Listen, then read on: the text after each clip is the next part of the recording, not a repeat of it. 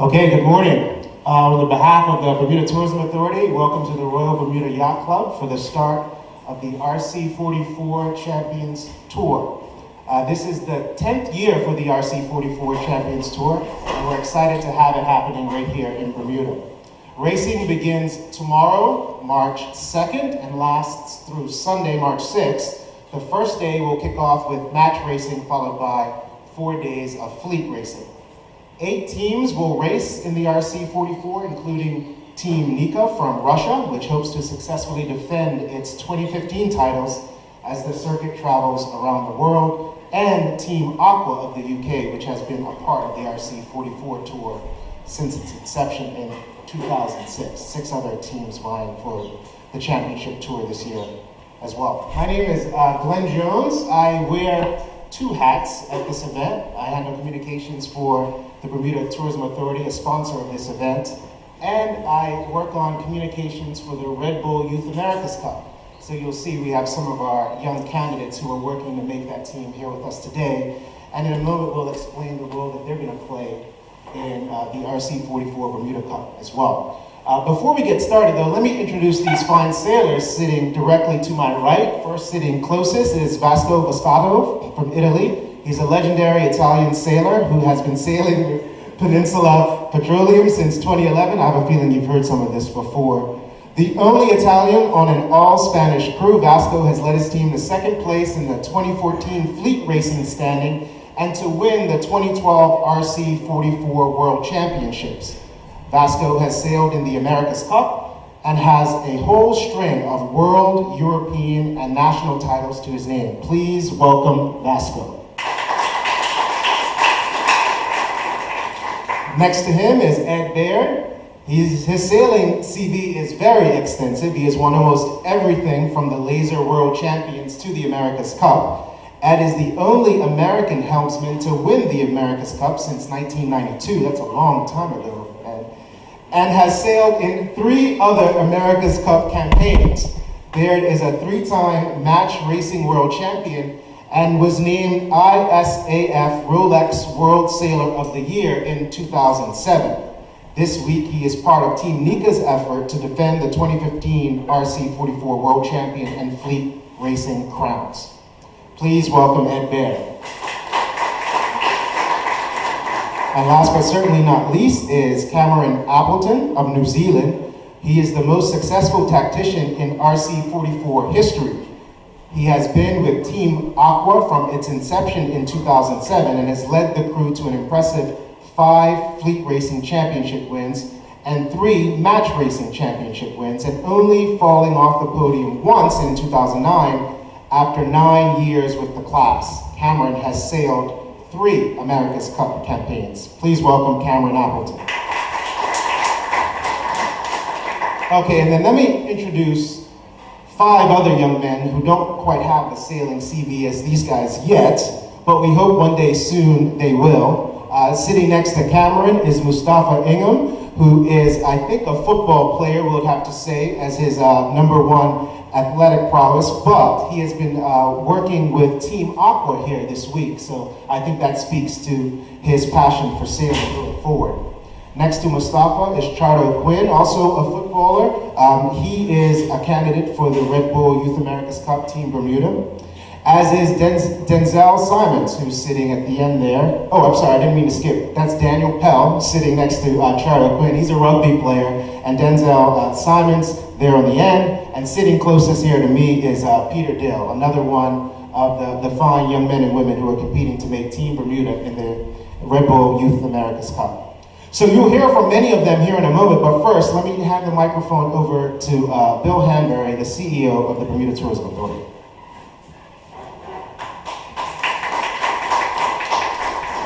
Glenn, thank you, and thanks everybody for being with us this morning. First of all, I do want to thank our BTA team and all the folks that are working with us. Stephen, Jane, Adam, thank you for all the work you're doing for us. We're very grateful for that. The representatives of the team, thank you for being with us. This is typical weather for Bermuda, by the way. I just want you to know this. Every day is like this. And, I'll get to our colleagues from Bermuda in a moment. But welcome. We're glad you're here in Bermuda. It's an important event for us, the RC44. In many respects, it comes out of our successful bid to host the 35th America's Cup, which will take place in June of 2017. We're building on our legacy for that event, and we've been able to attract some outstanding yachting events, regatta events, because of our world-class stature as the location for America's Cup 35.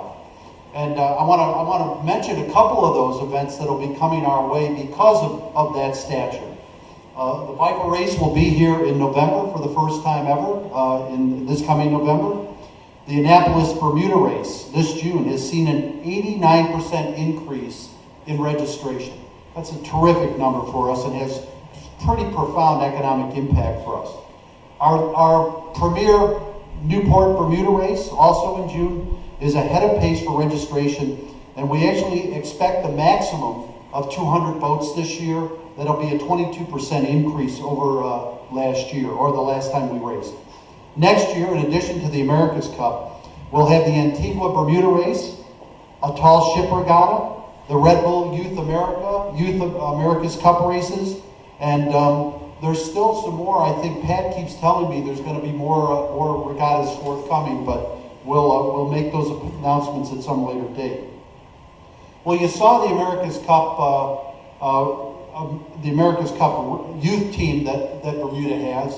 Glenn was able to introduce them. And I was talking to these guys before, and I'm a former American football player and had a short, non-illustrious career in the NFL, and I felt like I was standing in the locker room at an NFL team. These guys are a very impressive physical, not only physically, but also just their attitude, their ethics, their integrity. Representing Bermuda is really a terrific opportunity for them and a terrific opportunity for Bermuda to show its best face to the sailing world, which we plan to do. So we're really proud of these guys and proud of the fact that we'll have a team in 2017. So there are another group of people I do want to thank for the help that they've given us around this event, and it's the sponsors who have been very, very supportive, and we're very appreciative. Hamilton Insurance Group, the Hamilton Princes, of course, the Yacht Club here has been a great help to us. We're grateful for them. Chubb, Butterfield and Vallis, Gosling, and you guys will get a chance to drink some of that stuff here, I'm sure, over the next couple of days. Without them, we could not have done this event, and we're very appreciative of the contribution that they have made to us. So with that, Glenn, I'll turn it back to you. And again, welcome everybody. We're excited about the opportunity, and really I stand here very proud to be associated with the young gentlemen that are the future of sailing for Bermuda and the legacy to our nautical and marine heritage. So with that, Glenn, I'll go back to you. With Ed, because I understand that you've had a chance to get out on the water over the last few days in the Great Sound. We want to know what you're thinking about the race course and the significance of having this Bermuda Cup on the same race course as the America's Cup in 2017. Well, it's really great to be here, and I'm excited to be a new team member on Team Nika this week. I've done one event with them in last season, so we're still getting to know each other. It's going to be a lot of fun. I've been to Bermuda a lot of times, and I have to say, going out to the Great Sound there was a little intimidating at first, because the only racing I've ever done here has been right here off the club in the inner harbor with the IODs and the Gold Cup. So, we go out there to that great big open sound, and really, actually, it's been a lot of fun. It's a beautiful place to race. It's great conditions so far, and it's just the right size for what we need for our racing. So I think you'll find that all the teams are pretty excited about it. Thank you very much. I'll go to Vasco here next. You've sailed in this championship several times before. This is the first time you're sailing in Bermuda for this tour. So what do you do in preparation to get yourself ready? What things are you trying to learn when you go out there? So first of all, thanks for the presentation. Very nice. I think that is a great place to sail. It's what I like. It's shifty. It's something that make the regatta closer. So it's very challenging, and as Ed says, there exactly the right side that we need for RC44s. Obviously, we are learning every single day, going sailing outside, and we are also testing some new rules, and everything is so exciting, and it's a new year, so it's fantastic. And Bermuda conditions are very, very nice. Thank you. Thank you, Vasco. All right, let me go to Cameron next, who's from New Zealand, of course. And I understand, Cameron, that there are some great youth New Zealand sailors who progressed through the Youth America's Cup that now, in this campaign, will be sailing in the actual America's Cup in 2017. And I just wanted to talk to you a little bit about the relationship between this event and youth sailors. I understand wherever you go, you try to have a program that gives exposure to youth sailors to consider either sailing competition or sailing careers. Can you just talk a little bit about that? Yeah, I think I'm probably most qualified to touch on the subject. Coming out of New Zealand, and New Zealand had still does a very rich youth platform for sailors to sort of get a leap into the sailing world. And you look around the world, and the platforms that are established, and then the steps from the platform into what's next has sort of not really existed, and it's been a little bit hard for the people to make that next jump. And since the inception of the Youth America's Cup, it's given these young aspiring sailors with wonderful talent and the right background and motivation to have something to look forward to, aspire to, a goal to set towards. It's always important, any goals that you have, or I'm gonna reverse back a little bit. When I started sailing, this guy here was the guy to beat for me, and still is the guy to beat. But back in the day, for example, it might seem funny, but Ed was someone who was a few years, right? Ed, just a couple older than me, but he thinks 3. It might be a few more. I had someone, I also had the likes of Russell Coots and so forth to look up to follow, to aspire to. As times change now, we're all equal, trying to beat each other on the race course.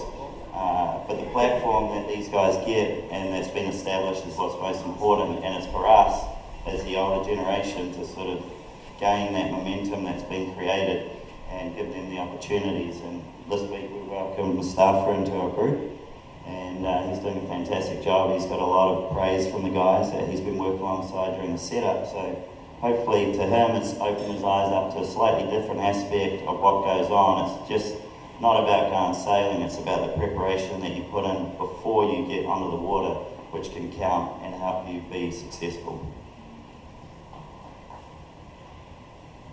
Thank you, Cameron. Actually, you provide me with a good segue, so I think we should put Mustafa on the spot here this morning, because his story is unique in that I guess he's caught the sailing bug because of the Youth America's Cup campaign, and he sort of just showed up here at the yacht club, and now he's working for Team Aqua. So it's been, I think, a great opportunity for him, but let's hear his take on it. Tell us some of the things that you've learned over the past few days working with Cameron and Team Aqua.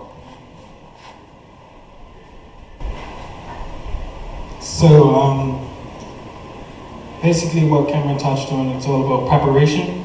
And before these guys get in the boat up at 7 o'clock, well, I make 7 o'clock here to wash the boat off, and they're always here before me. And after we wash the boat, we sit down and have breakfast as a team. Everyone's around, and then after that, we have video analysis of yesterday's work and what we did on the water and what we can improve on. Before they even go out, they're already touching on what can be improved on. And it's just amazing to see a different perspective, almost as just seeing the difference between casual sailing and professional sailing. And these guys have really invited me and made me feel as if I'm a valued member of the team, and I really appreciate the opportunity that I was given. Okay, great. Hang on to that. So, explain to folks what your sailing experience was before the Bermuda campaign, and also what surprised you most about the last few days. So, what was the first question? Before the Red Bull Youth America's So when I was, I think, 7 years old, I started sailing on Darrow's Island, no, White Island right there, White's Island, and there was Opties. And then the next year after that, I moved to Darrow's Island, and it was 420s and a little bit of big sailing. And then I fell off of sailing after that, and then I touched up on a laser one day for my school outside the dinghy club, and I was with George right outside White's Island. And after that, I was no more sailing. And what really surprised me since I've joined Team Aqua is just the hard work. It's 7 in the morning until 9:30 at night, and then back again 7 days a week. So, well, we have training coming on later in March, and I was just hoping to get this experience to go back and tell the fellas, this is what you gotta do, this is what you're up for, you're into it, I want all or nothing. If I make the team, I want my team to be the best team ever. And I just wanted to gain some experience and some knowledge so that these guys don't walk into it empty-handed or not knowing or surprised. I just want a full-hearted approach to it, and I want to be in.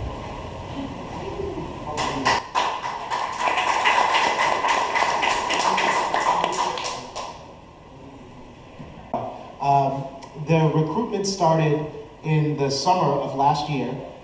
We had 100 young people register their intent to try out for the team. We've gone through a series of combines and training camps since then, and at this point there are 30 young people remaining competing for a spot on the team. These 5 gentlemen are among that 30. This spring there will be another intensive training camp. That's what Mustafa was talking about. That'll happen starting on March 24th. Some of our candidates are away at school, so they'll be back during that time period because it's Good Friday, Easter holidays. And then from that point, there will likely be a further cut to the team to get it down to a more manageable level to start training them for the Youth America's Cup. Incidentally, today, Red Bull published its notice of race for the Youth America's Cup. So in many ways, it all starts now.